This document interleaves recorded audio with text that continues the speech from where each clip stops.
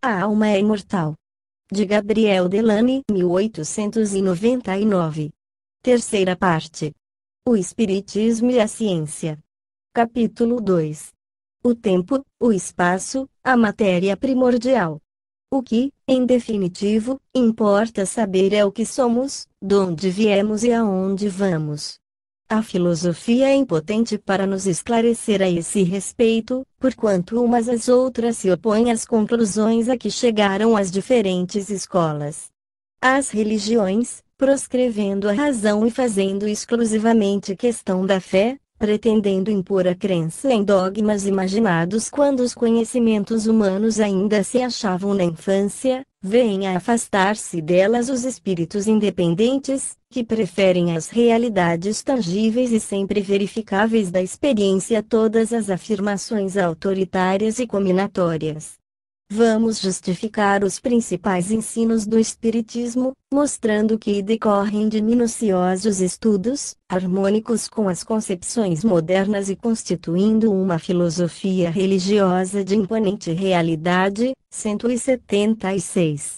Início da nota do redator. 176. Veja-se Allan Kardec, A Gênese, capítulo 6, Uranografia Geral. Citamos, sintetizando os ensinos principais dos nossos instrutores espirituais, relativos ao espaço, ao tempo, à matéria e à força. Essas noções nos parecem absolutamente indispensáveis para se conhecer a matéria de que é formado o perispírito. Fim da nota do redator. Espaço. É infinito o espaço, pela razão de ser impossível supor-lhe qualquer limite e porque, malgrado a dificuldade que encontramos para conceber o infinito, mais fácil nos é, contudo, ir eternamente pelo espaço em pensamento, do que pararmos num lugar qualquer, depois do qual nenhuma extensão mais houvesse a ser percorrida. Para imaginarmos, tanto quanto permitam as nossas faculdades restritas, a infinidade do espaço, imaginemos que, partindo da Terra, perdida em meio do infinito, rumo a um ponto qualquer do universo, com a velocidade prodigiosa da centelha elétrica, que transpõe milhares de léguas num segundo, havendo, pois, percorrido milhões de léguas mal tenhamos deixado este globo, nos achemos num lugar de onde a Terra não nos pareça mais do que vaga estrela. Um instante depois, seguindo sempre na mesma direção, chegamos às estrelas longínquas, que da nossa morada terrestre mal se percebem. Daí, não só a Terra terá desaparecido das nossas vistas nas profundezas do céu, como também o Sol, com todo o seu esplendor, estará eclipsado pela extensão que dele nos separa. Sempre com a mesma velocidade do relâmpago, transpomos sistemas de mundos, à medida que avançamos pela amplidão, ilhas de luzes etéreas, vias estelíferas, paragens suntuosas onde Deus semeou mundos na mesma profusão com que semeou as plantas nos prados terrestres. Ora, minutos apenas há que caminhamos e já centenas de milhões de léguas nos separam da Terra, milhares de milhões de mundos passaram sob os nossos olhares e, entretanto, escutai bem. Na realidade, não avançamos um único passo no universo. Se continuarmos durante anos, séculos, milhares de séculos, milhões de períodos sem vezes seculares e incessantemente com a mesma velocidade do relâmpago, nada teremos avançado, qualquer que seja o lado para onde nos encaminhemos e qualquer que seja o ponto para onde nos dirijamos, a partir do grão invisível que deixamos e que se chama Terra. Eis o que é o espaço. Justificação desta teoria. Concordam essas poéticas e grandiosas definições com o que sabemos de positivo sobre o universo? Concordam, porquanto, sucessivamente, a luneta, o telescópio e a fotografia nos han feito penetrar, cada vez mais longe, no campo do infinito. Durante séculos, nossos pais imaginaram que a criação se limitava à terra que eles habitavam e que julgavam chatas. O céu era apenas uma abóbada esférica onde se achavam incrustados pontos brilhantes chamados estrelas. O Sol era tido como um facho móvel destinado a distribuir claridade. Nós, terrícolas, éramos os únicos habitantes da criação, feita especialmente para nosso uso. A observação, mais tarde, facultou reconhecer-se a marcha das estrelas, a abóbada celeste se deslocava, arrastando consigo todos os pontos luminosos. Depois, o estudo dos movimentos planetários e a fixidez da estrela polar levaram Tales de Mileto a reconhecer a esfericidade da Terra, a obliquidade da eclíptica e a causa dos eclipses. Pitágoras conheceu e ensinou o movimento diurno da Terra sobre seu eixo, seu movimento em torno do Sol, e ligou os planetas e os cometas ao sistema solar. Esses conhecimentos precisos datam de 500 anos antes de Cristo, mas, sabidas apenas de alguns raros iniciados, tais verdades foram esquecidas e a massa humana continuou a ser joguete da ilusão. Foi preciso surgisse Galileu e cedesse à descoberta da luneta, em 1610, para que concepções exatas viessem retificar os antigos erros. Desde então, o universo se apresenta qual realmente é.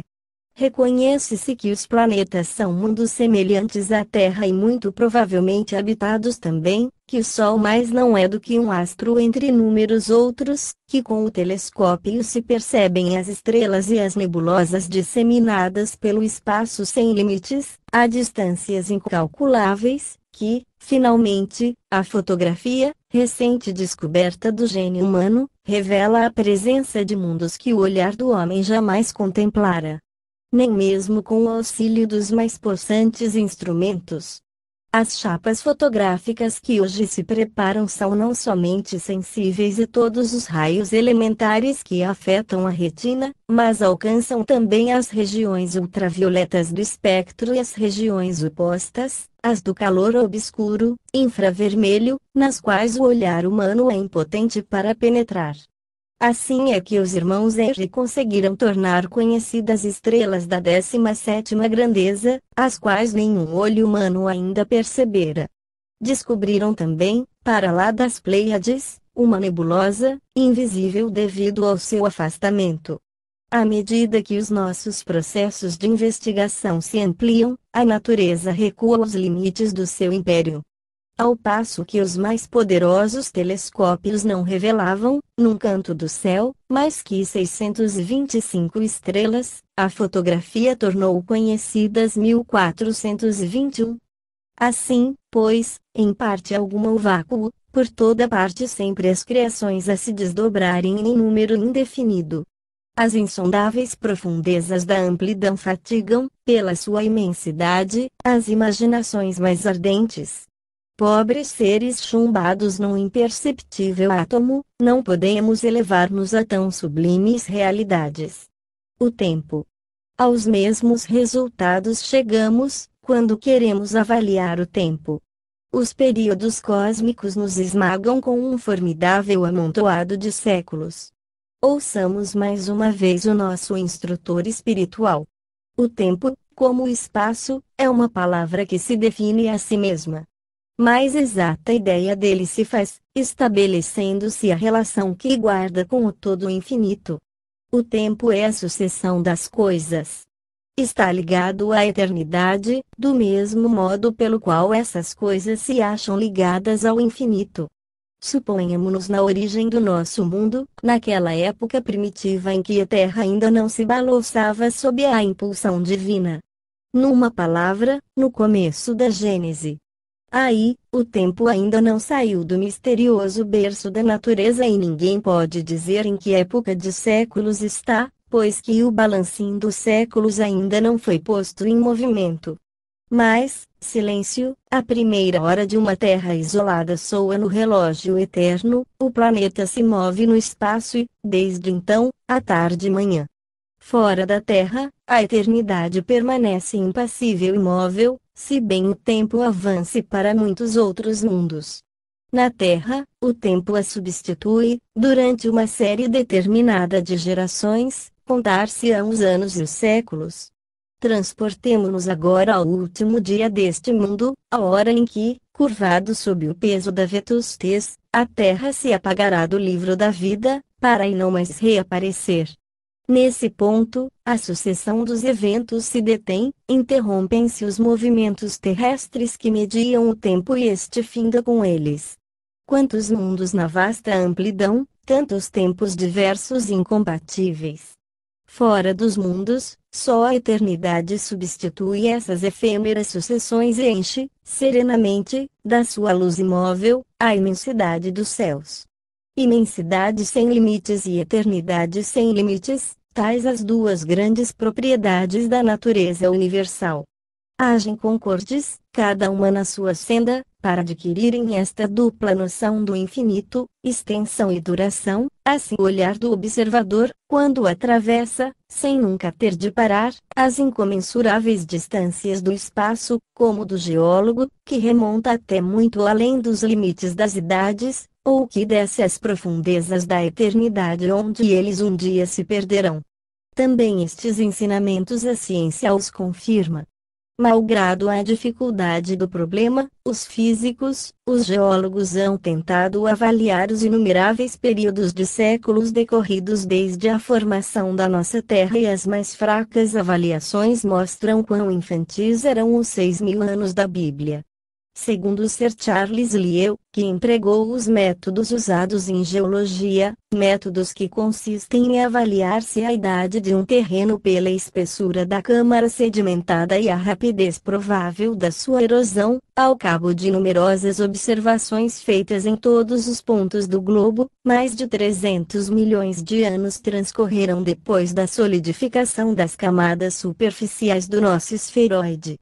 As experiências do professor Bischoff sobre o resfriamento do basalto, diz Tyndall, 177, parecem provar que, para se resfriar de 2.000 graus a 200 graus centígrados, precisou o nosso globo de 350 milhões de anos. Quanto à extensão do tempo que levou à condensação porque teve de passar a nebulosa primitiva para chegar a constituir o nosso sistema planetário, essa escapa inteiramente à nossa imaginação e às nossas conjecturas. 178. A história do homem não passa de imperceptível ondulação na superfície do imenso oceano do tempo. Início da nota do redator. 177. Tyndall, O Calor, página 423. 178. Sabe-se que o diâmetro do Sol era, primitivamente, o da própria nebulosa. Para se fazer uma ideia do calor gerado pelo fenômeno colossal da condensação, basta lembrar que se calculou que, se o diâmetro do Sol se encurtasse da 10ª milésima parte do seu valor, o calor gerado por essa condensação chegaria para manter durante 21 séculos a irradiação atual, que é igual, por ano, ao calor que resultaria da combustão de uma camada de hulha de 27 quilômetros de espessura, cobrindo completamente o Sol. Se a diminuição de 1 por 10.000 avos do disco solar corresponde a 21 séculos de radiação, vê-se que números formidáveis, gigantescos, de séculos empregou a nebulosa solar para se reduzir ao volume atual do nosso astro central. Fim da nota do redator. Entremos agora no estudo do nosso planeta e vejamos quais os ensinos dos espíritos sobre a matéria e a força. A unidade da matéria. À primeira vista, nada parece tão profundamente variado, tão essencialmente distinto, quanto as diversas substâncias que compõem o mundo. Entre os objetos que a arte ou a natureza diariamente nos fazem passar sob as vistas, não há dois que acusem perfeita identidade, ou, sequer, simples paridade de composição. Que de semelhanças, do ponto de vista da solidez, da compressibilidade, do peso e das propriedades múltiplas dos corpos, entre os gases atmosféricos em fio de ouro, entre a molécula aquosa da nuvem e a do mineral que forma a carcaça óssea do globo. Que diversidade entre o tecido químico das variadas plantas que adornam o reino vegetal e dos representantes, não menos numerosos, da animalidade na Terra. Entretanto, podemos pôr por princípio absoluto que todas as substâncias, conhecidas ou desconhecidas, por mais dissemelhantes que pareçam, quer do ponto de vista da constituição íntima, quer no que concerne a ação que reciprocamente exercem, não são, de fato, senão modos diversos sob os quais a matéria se apresenta, senão variedades em que ela se transformou, sob a direção das inúmeras forças que a governam. Decompondo todos os corpos conhecidos, a química chegou a um certo número de elementos irredutíveis a outros princípios, deu-lhes o nome de corpos simples e os considera primitivos, porque nenhuma operação até hoje pôde reduzi-los a partes relativamente mais simples do que eles próprios. Mas, mesmo onde param as apreciações do homem, auxiliado pelos seus mais impressionáveis sentidos artificiais, a obra da natureza continua, mesmo onde o vulgo toma como realidade aparência, o olhar daquele que pôde apreender o modo de agir da natureza, apenas vê, sob os materiais constitutivos do mundo, a matéria cósmica primitiva, simples e una, diversificada em certas regiões, na época do nascimento deles, distribuída em corpos solidários durante a vida que, por decomposição, se desmembram um dia no receptáculo da extensão.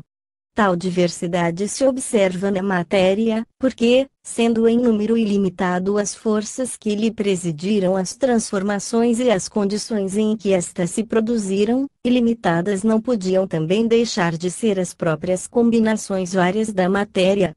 Logo, quer a substância que se considere pertença aos fluidos propriamente ditos, isto é, aos corpos imponderáveis, quer se ache revestida dos caracteres e das propriedades ordinárias da matéria, não há, em todo o universo, mais do que uma única substância primitiva, o cosmos, ou matéria cósmica dos uranógrafos.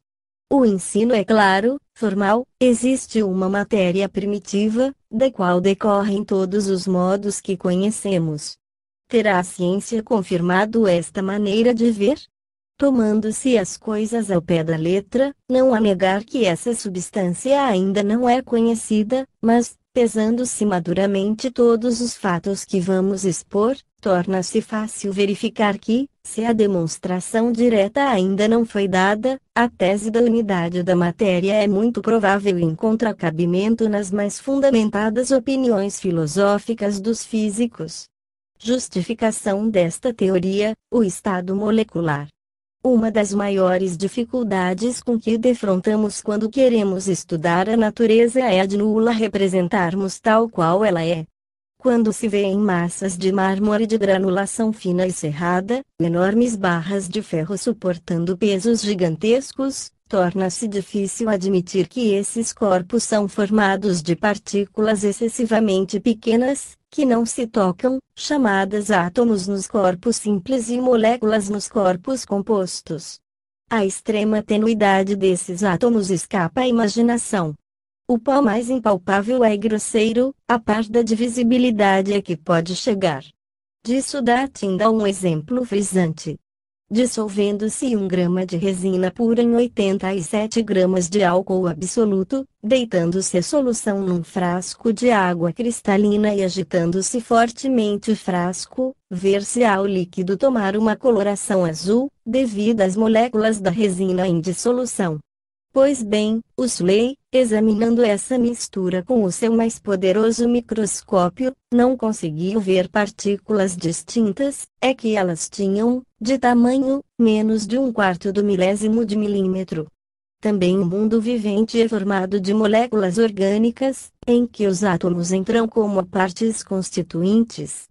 Segundo o Padre Sexti, em certas diátomas circulares, de diâmetro igual ao comprimento de uma onda luminosa, 2 milésimos de milímetro, se podem contar, sobre esse diâmetro, mais de 100 células, cada uma das quais composta de moléculas de diferentes substâncias. Outros vegetais infusórios microscópicos são menores, em tamanho, do que uma onda luminosa e, no entanto, possuem todos os órgãos necessários à nutrição e às funções vitais. Em suma, é quase indefinida a divisibilidade da matéria, pois, se considerarmos que 1 miligrama de anilina pode colorir uma quantidade de álcool 100 milhões de vezes maior, forçoso será desistir de fazer qualquer ideia das partes extremas da matéria. E esses infinitamente pequenos se acham separados uns dos outros por distâncias maiores do que os seus diâmetros, estão incessantemente animados de movimentos diversos e a mais compacta massa, o metal mais duro são apenas agregados de partículas semelhantes, porém afastadas umas das outras, em vibrações ou girações perpétuas e sem contato material entre si. A compressibilidade, isto é, a faculdade que possuem todos os corpos de ser comprimidos, ou, por outra, de ocupar um volume menor, põe essa verdade fora de toda dúvida. A difusão, isto é, o poder que tem duas substâncias de se penetrarem mutuamente, também mostra que a matéria não é contínua. Examinando-se uma pedra jacente na estrada, julga-se que está em repouso, pois não é vista a deslocar-se. Quem, no entanto, lhe pudesse penetrar na intimidade da substância, para logo se convenceria de que todas as suas moléculas se acham em incessante movimento. No estado ordinário, esse formigamento é de todo imperceptível. Entretanto, poderemos aperceber-nos dele, se bem que de modo grosseiro, se notarmos que os corpos aumentam ou diminuem de volume, isto é, se dilatam ou contraem, sem que suas massas sofram qualquer alteração, conforme a temperatura nele se eleva ou decresce. Essas mudanças dão a ver que é variável no espaço que separa as moléculas e guarda relação com a quantidade de calor que os corpos contêm no momento em que são observados. Desse conhecimento resulta que no interior dos corpos, brutos e na aparência imóveis, se executa um trabalho misterioso, uma infinidade de vibrações infinitamente pequenas, um equilíbrio que de contínuo se destrói e restabelece, e cujas leis, variáveis para cada substância, dão a cada uma sua individualidade. Do mesmo modo que os homens se distinguem uns dos outros segundo a maneira com que suportam o jugo das paixões ou lutam contra elas, também as substâncias minerais se distinguem umas das outras pela maneira com que suportam os choques e contra eles reagem. Ter-se-ão estudados esses movimentos internos?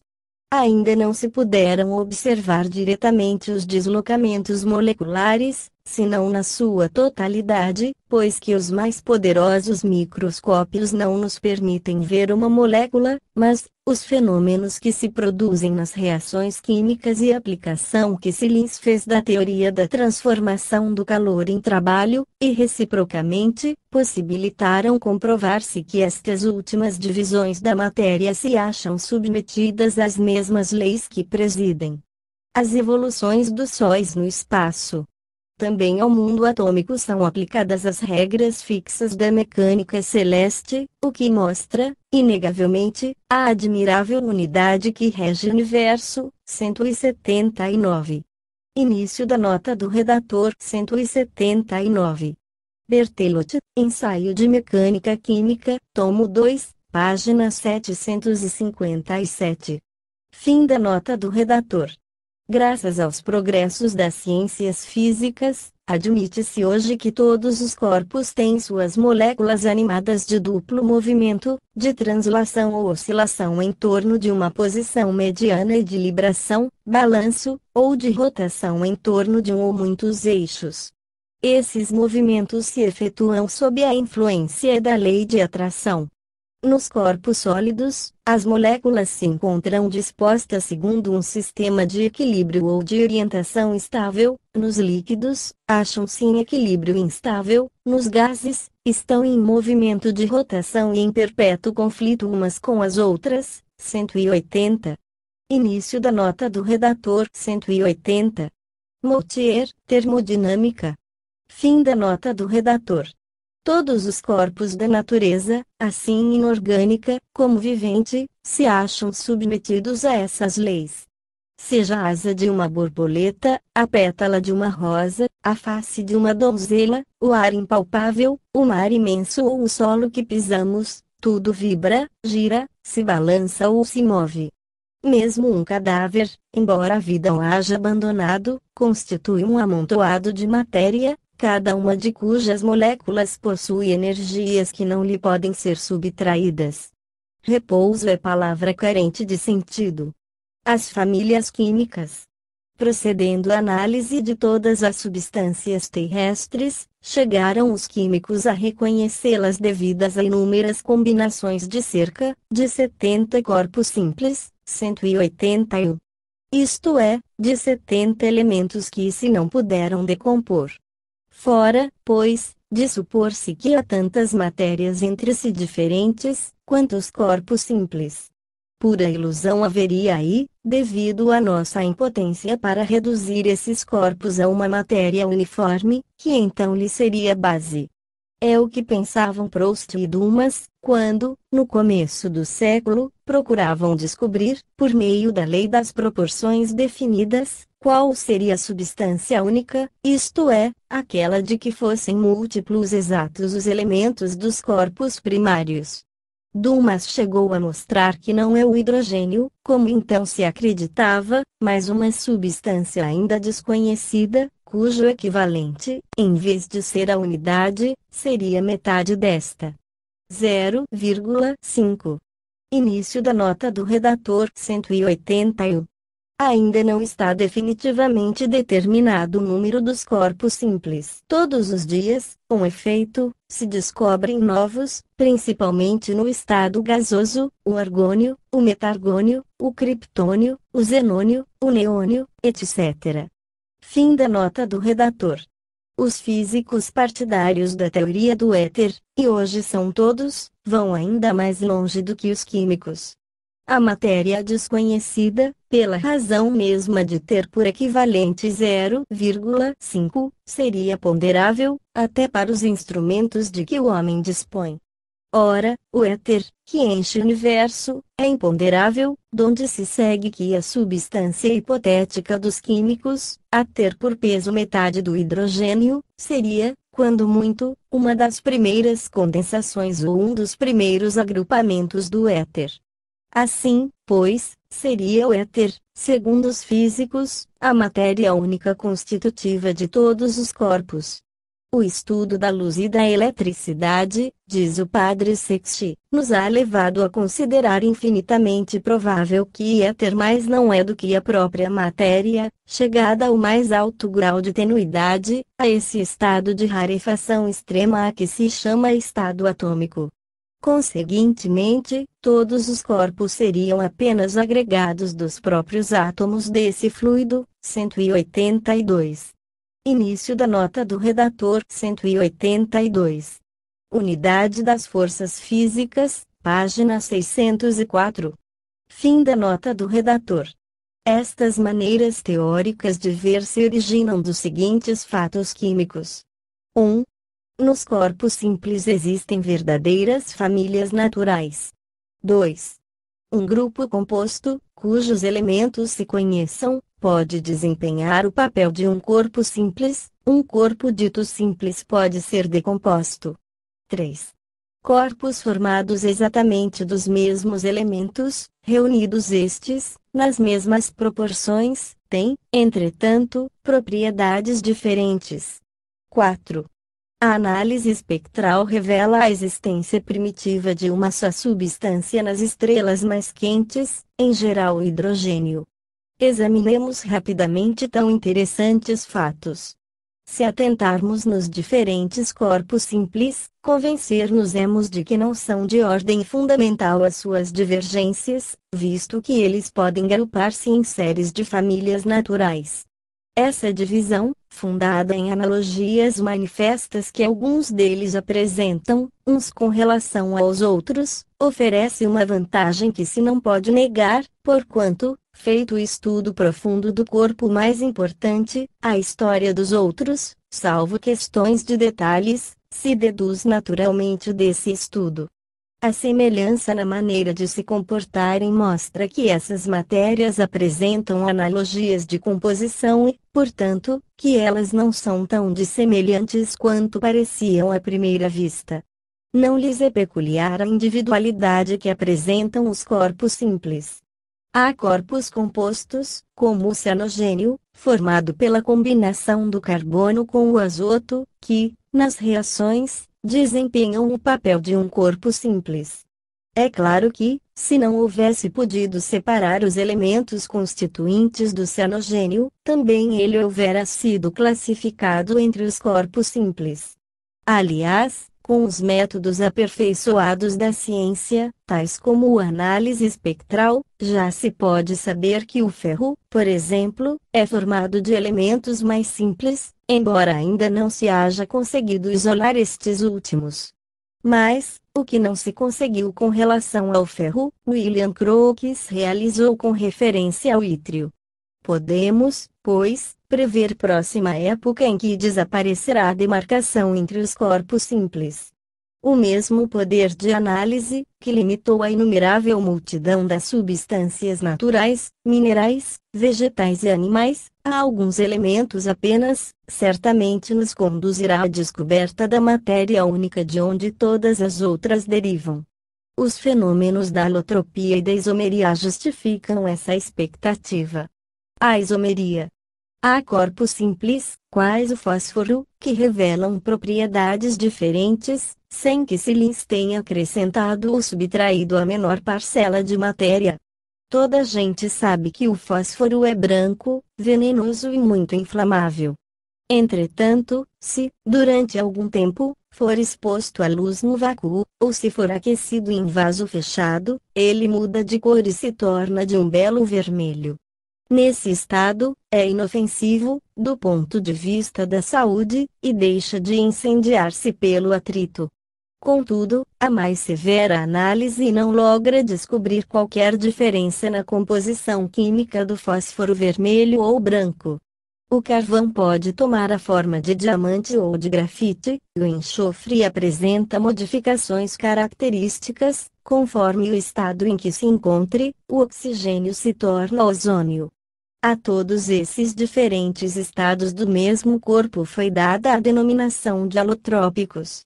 Esses caracteres tão opostos, que a mesma substância pode denotar, são devidos a mudanças que se lhes operam no íntimo.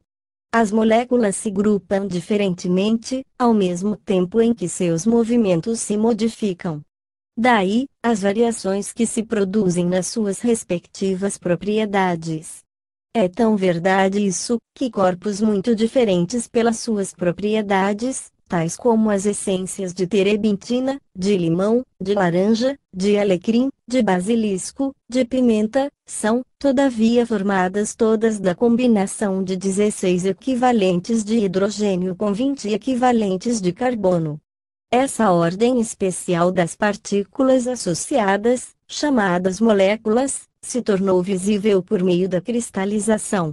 Se nos lembrarmos de que todos os tecidos dos vegetais e dos animais são formados, principalmente, de combinações variadas de 4 gases apenas, o hidrogênio, o oxigênio, o carbono e o azoto, aos quais se adicionam fracas quantidades de corpos sólidos em número muito reduzido, compreenderemos a inesgotável fecundidade da natureza e os infinitos recursos de que ela dispõe para, grupando átomos, formar moléculas que, a seu turno, se podem agregar entre si com a mesma diversidade de maneiras. Se se complicarem essas disposições por meio dos movimentos de translação e de rotação peculiares aos átomos e moléculas, possível se torna conceber-se que todas as propriedades dos corpos estão intimamente ligadas a tão diversos arranjos, tão variados e tão diferentes uns dos outros. Numa série de memórias muito relevantes, o astrônomo Norman Lockyer fez notar que a análise espectral do ferro contido na atmosfera solar permite se conclua com certeza que esse corpo não é simples, que é um grupo complexo, tendo por base um metal ainda desconhecido. Somente, porém, nas altas temperaturas da fornalha ardente do nosso astro central essa dissociação se torna aparente. Nenhuma temperatura terrestre seria capaz de produzi-la. Esse eminente químico dos espaços estelares estudou os espectros das estrelas, desde as mais quentes até as que se acham prestes a extinguir-se, e mostrou que o número dos corpos simples aumenta, à medida que a temperatura diminui. Quer isso dizer que eles nascem sucessivamente, pois que cada massa se acha isolada no espaço e nenhuma partícula de matéria a recebe do exterior, por mais insignificante que seja. Em suma, a ideia de uma matéria única, donde necessariamente derive tudo o que existe, está hoje admitida pelos sábios e os espíritos que nula preconizaram estão de acordo com a ciência contemporânea. Veremos se a continuação de seus ensinos é tão verdadeira quanto as suas primeiras asserções.